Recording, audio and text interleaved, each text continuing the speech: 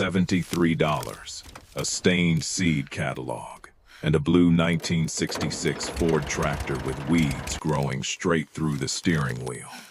That was all Nora Vale received when the divorce was over. Her ex-husband kept the offices, the lake house, the client lists, and the money he had spent 2 years burying behind fake vendors. But he made one mistake. He left her a field everyone in Cedar Run called the drowned clay. He thought he had handed Nora mud. He had handed her water. The judge in the Mecklenburg County Courthouse signed the final order at 4:17 on a gray Tuesday afternoon. Nora sat at the plaintiff's table in the same navy blazer she had worn to every meeting back when she still believed facts could save her. For 11 years, she had built a small specialty food brokerage out of a rented back office in Charlotte. She found local farms, matched them with restaurants, wrote the contracts, fixed the delivery schedules, and remembered every chef who paid late. Her husband, Elliot Crane, had smiled in photographs beside her. Then, quietly, he had moved the best accounts to companies she had never heard of.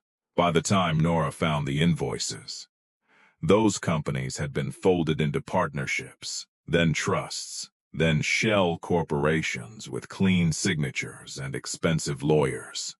Elliot sat across the room in a charcoal suit, looking bored. Beside him was a woman barely old enough to rent a car, wearing the diamond bracelet Nora had bought for herself after their first 6-figure quarter. Elliot's attorney slid a folder across the polished table.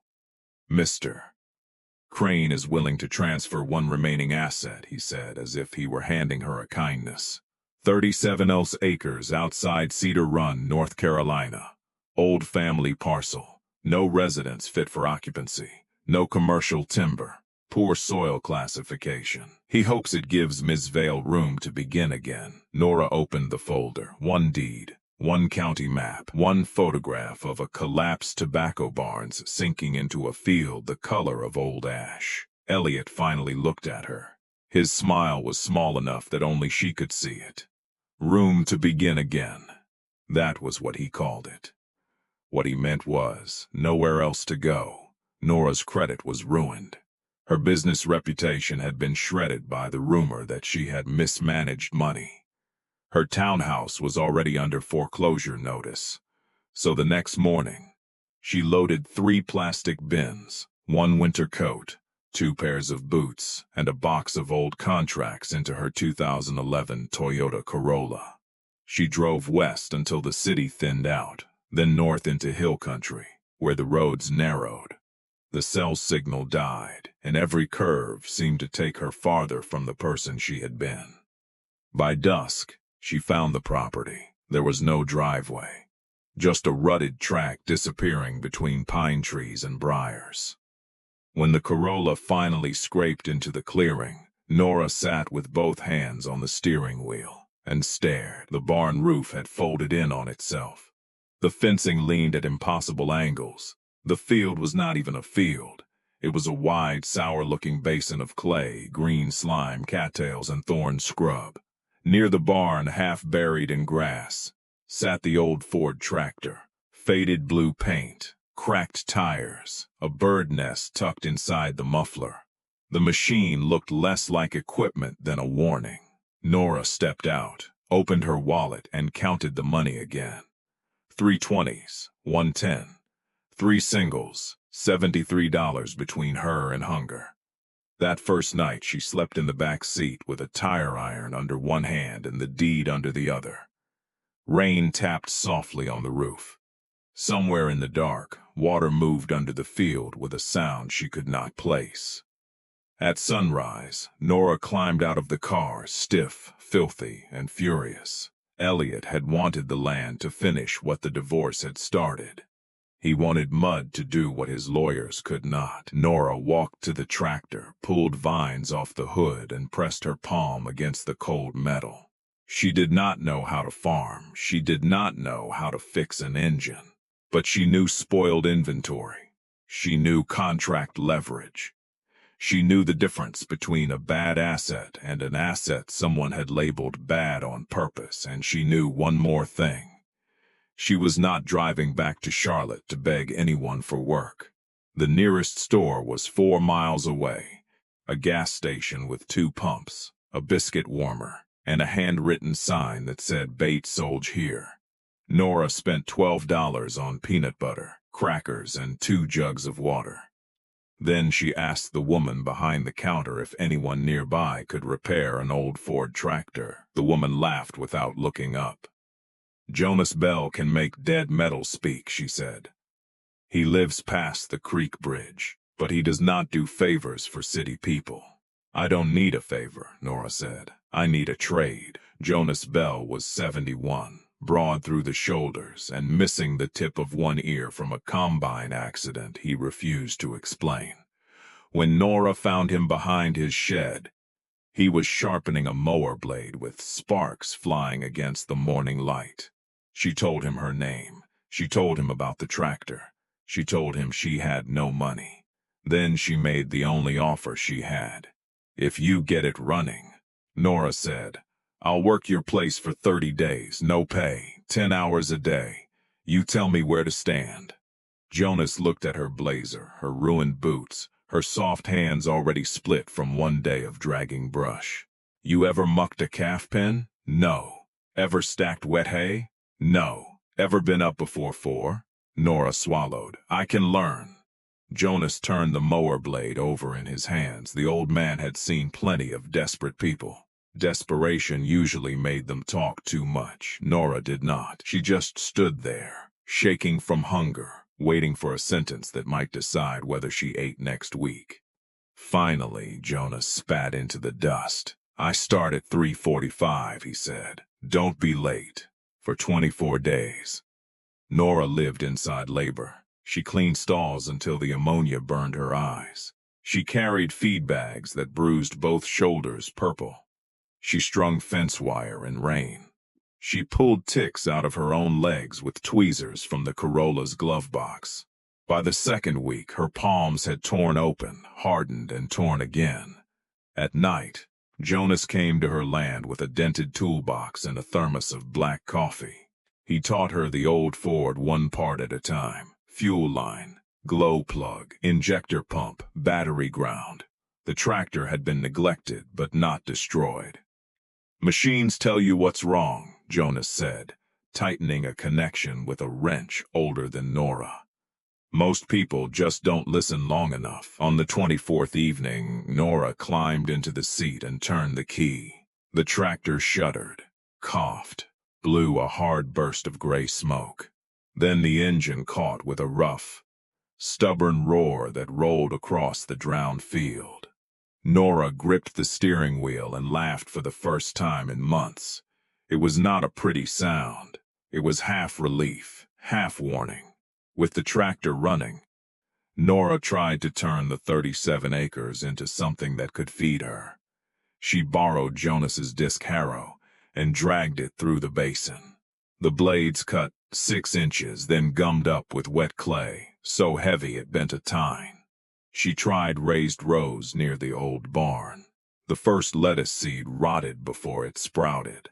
She drove soil samples to the county extension office and waited while a tired agronomist named Priya Shah printed the report. Priya read it twice. Then she looked at Nora with the kind of gentleness people use before bad news.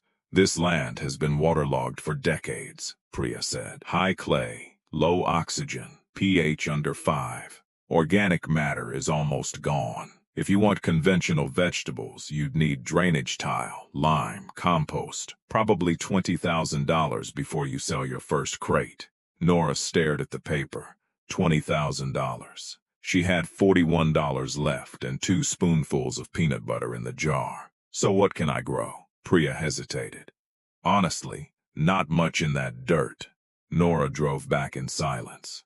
That night, she sat on the tractor step and watched fog gather low across the field. Not much in that dirt. Maybe Elliot had been right.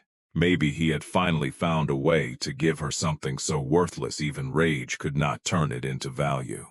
At dawn, a black SUV rolled up the rutted track. It was too clean for Cedar Run. Too polished. Too certain. A man stepped out wearing suede boots, a quilted vest, and the smile of someone who had never walked anywhere he could drive. "Nora Vale," he called. "Brennan Pike. Pike Rural Holdings." Nora stayed beside the tractor. "What do you want?" "I'll be direct," Brennan said, opening a leather folder. "Your parcel is unsuitable for farming. It's a liability, frankly.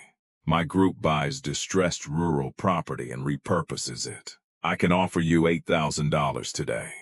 He held out a cashier's check. $8,000. To Nora, it looked like oxygen. It was rent, food, a mechanic, a way out before the field swallowed her whole. Her hand moved before her pride could stop it. Then she saw it. A second too late, Brennan's smile widened. Not with generosity, with relief. He needed her to take it. Nora let her hand fall. "I'll think about it." The smile thinned. "This offer expires when I leave." "Then I guess it expires." Brennan's face changed so quickly she almost missed it. For one clean second, the charm vanished and something colder looked out. "Mrs. Vale," he said, folding the check back into the folder. "Don't confuse stubbornness with strategy." Nora looked at the field behind him. The sour clay. The fog. The old tractor still trembling from its idle. "I learned the difference in court." Brennan left hard enough to throw gravel against the Corolla. The moment his taillights disappeared, Nora drove to the county records office. She did not go to the assessor's desk. She went to the basement. The room smelled like paper, mildew, and old rain. For 6 hours, Nora read every file attached to the Cedar Run parcel. Tax maps, water complaints, an abandoned irrigation request from 1959, a surveyor's note from 1974, folded inside a box marked low-value agricultural.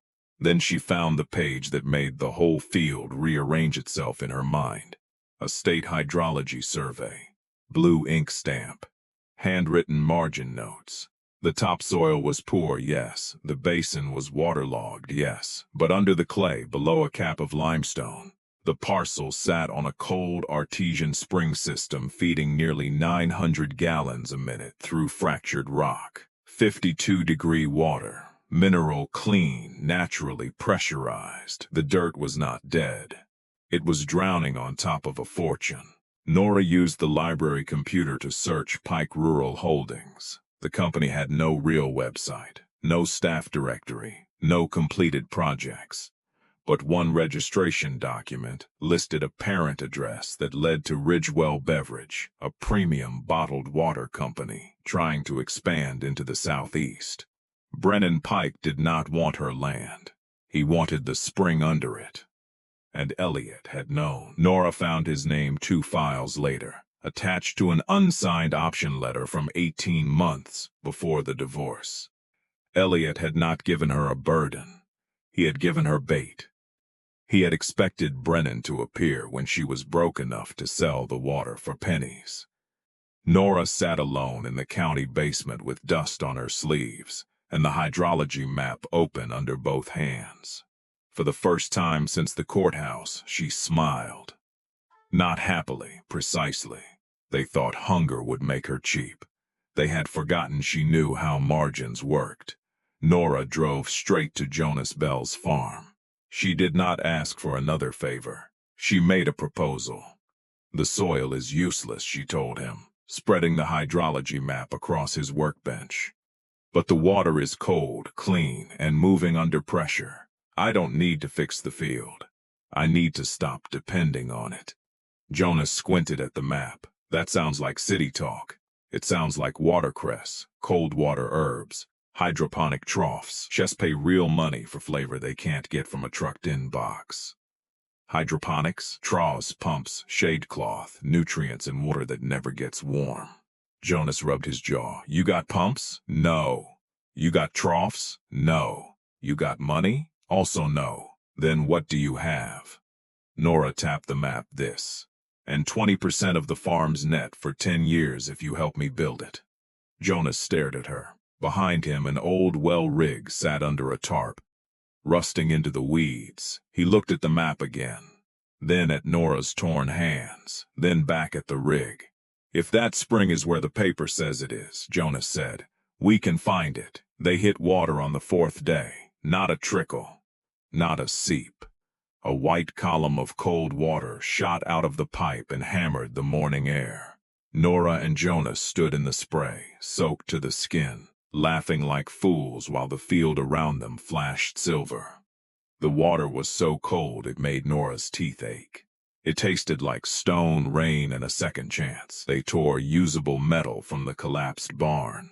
They salvaged cattle panels from Jonas's back pasture.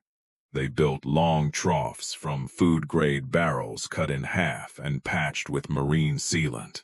Nora bought shade cloth on credit from a supplier who still remembered her brokerage days. For nutrients, she started with compost tea, fish emulsion, and every scrap of tested organic matter Priya Shah could teach her to use without poisoning the system. The first planting was small: watercress, cold mint, purple shiso, a tray of mustard microgreens. Nora checked the water temperature 5 times a day. She cleaned algae with a toothbrush. She wrote numbers on cardboard because she could not afford a proper notebook. Day 3, roots. Day 6, leaf. Day 12, the troughs were alive. Not pale, not struggling. Alive, electric green against the drowned clay. That was when Brennan Pike stopped smiling. 3 days later, Cedar Run's zoning officer arrived in a county pickup clean enough to look borrowed. He taped an orange violation notice to the tractor hood. "Unpermitted commercial water diversion," he said. "Unapproved agricultural structure. Daily fine starts at $700. Nora read the notice. Her stomach went cold. "I am producing raw crops on agricultural land using an existing groundwater source." The officer shrugged.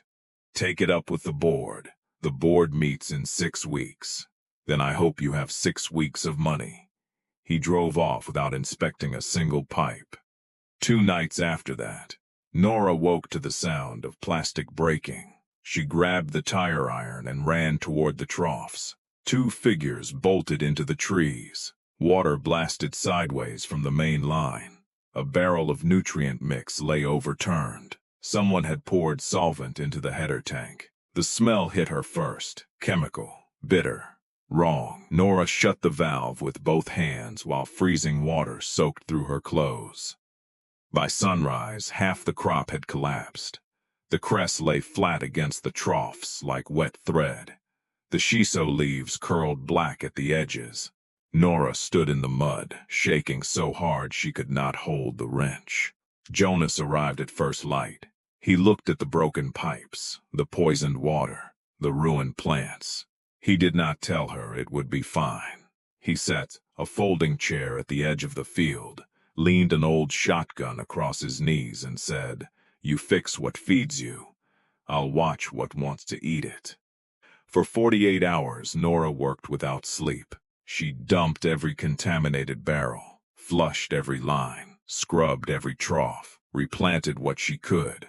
What survived came back sharper. The watercress grew tight and peppery. The mint smelled like crushed ice. The purple shiso darkened to a color almost black at the veins. Nora had 1 harvest worth selling. 1. If it failed, the fines, debt, and sabotage would finish the job Elliot had started.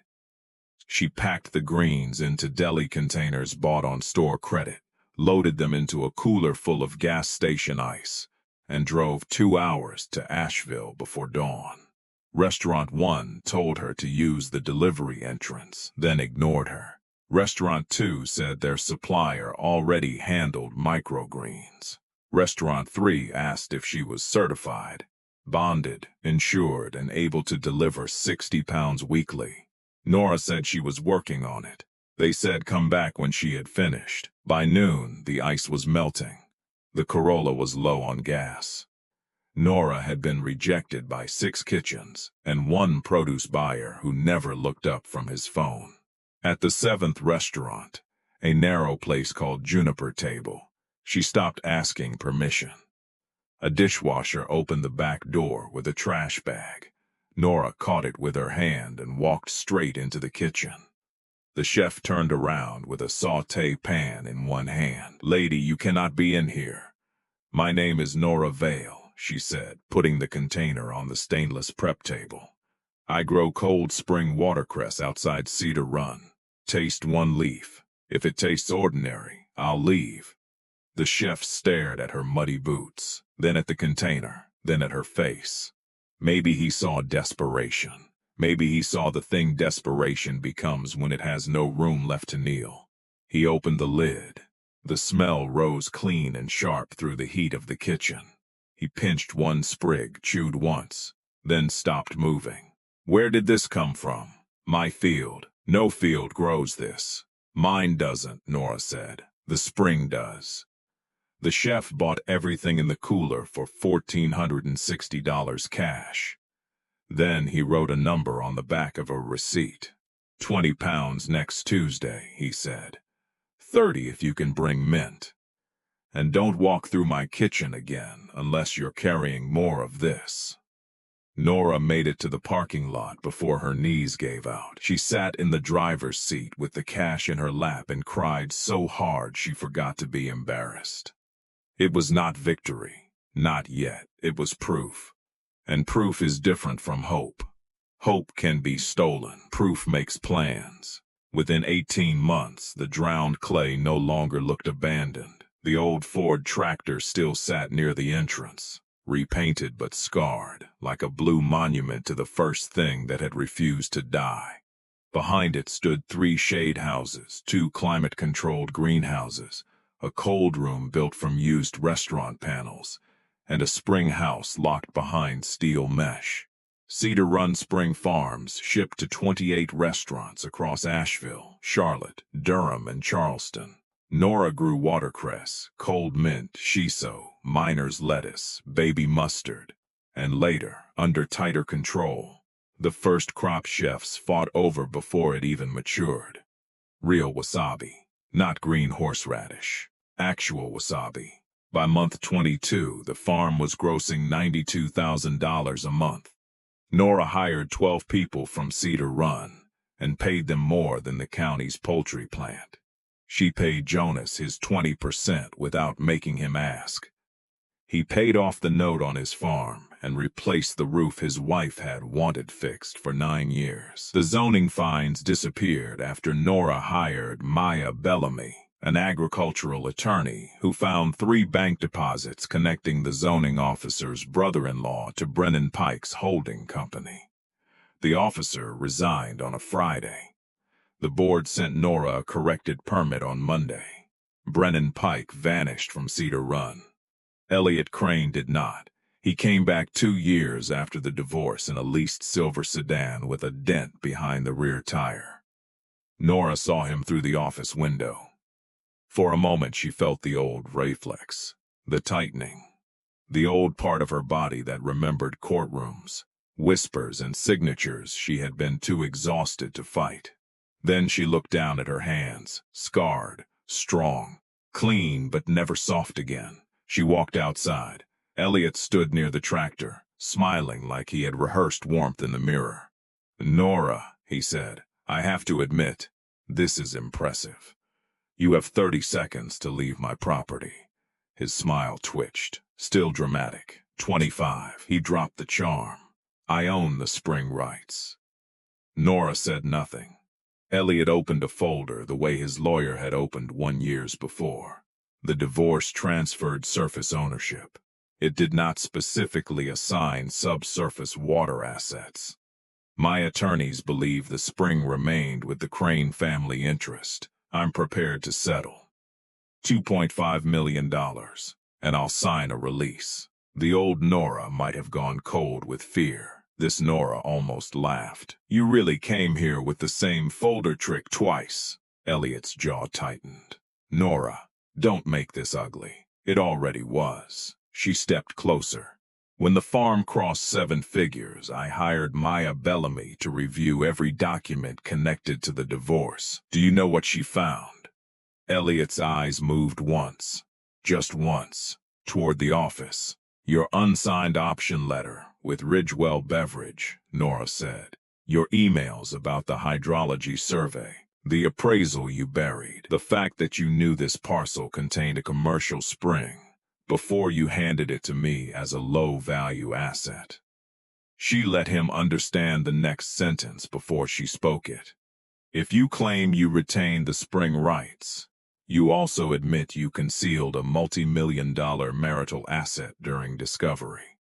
Elliot's face lost color. That is perjury, Nora said. Fraudulent disclosure. Potential tax exposure. And since Ridgewell already sued one holding company connected to you, I imagine they would enjoy hearing you still think you control the water. For a long moment, the only sound was the spring house pump, humming behind the greenhouses. Elliot looked past her, at the workers moving crates, at the clean rows of green, at the cold water running through pipes above land he had once called worthless. He had tried to throw Nora away with the one thing he believed could not become money. But he had not understood the land. He had not understood hunger, and he had never understood what a woman becomes when the last door closes and she starts building a wall with the broken frame. Elliot closed the folder. No apology, no threat, no final speech. He got back into the sedan and drove down the rutted track slower than he had arrived. By the third year, Cedar Run Spring Farms was valued at more than $4 million. Nora added a small bottling line, but she capped production herself. The spring was not a thing to drain until it died. It was the engine, the source, the part that had been hidden, pressured, and waiting. She built a timber house on the ridge above the basin. But most mornings she still woke before 4. She walked down through the mist with a thermos in one hand and checked the water temperature before sunrise. 52 degrees, still moving, still clean, still refusing to become what other people had called it. Sometimes she stopped beside the old Ford tractor and remembered the first night in the Corolla. The hunger, the rain, the deed under her hand. $73 between her and nothing. Elliot had thought he was giving her dead land. Brennan had thought he was buying a desperate woman's mistake. The county had thought a fine could scare her back into silence. They all looked at the surface and believed it. Nora learned to listen underneath. Because some fortunes do not sit on top of the ground where arrogant men can count them. Some fortunes wait in the dark under pressure, until the right woman finally turns the valve.